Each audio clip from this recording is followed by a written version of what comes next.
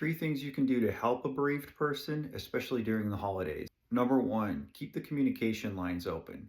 This doesn't necessarily mean that you have to constantly check in on that person, but make sure you're talking to them regularly. In my experience, a lot of people have just stopped talking to me altogether because they're scared of talking about it or my feelings or saying something to possibly upset me, and that's really not how it works. One of the most painful side effects of grief has been the fact that people no longer feel comfortable talking to me.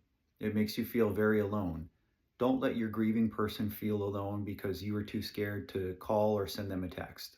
Number two, be respectful of their boundaries, especially with holiday traditions. This one might be a little bit polarizing, but hear me out. A lot of our holiday traditions revolve around gathering together, having meals, exchanging gifts. All those things do is shine a spotlight on the person that's missing. This time of year makes it really difficult for people who have lost somebody, especially if they've lost somebody recently. A recent study shows that 58% of Americans experience increased depression and anxiety during the holidays. While I will absolutely encourage you to try and include those people in those things because togetherness does bring a lot of healing to a grieving person, don't force or coerce them into it. If they're not ready, they're not ready. Everybody grieves in different ways. Number three, acknowledge the person that they've lost. This kind of goes back to number one with people just not wanting to talk about it.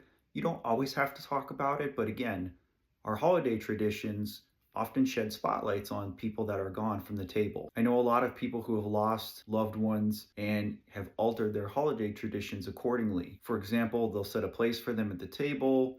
They'll light a candle in remembrance. They'll visit the person's grave. They'll wrap an empty box and put it under the tree. If you're bereaved yourself, try to think about a way in which you would want to honor and memorialize the person that you've lost and include that in your holiday traditions. And if you're not bereaved and you're just supporting somebody who's in grief, sit down with them and talk about what they'd be comfortable with.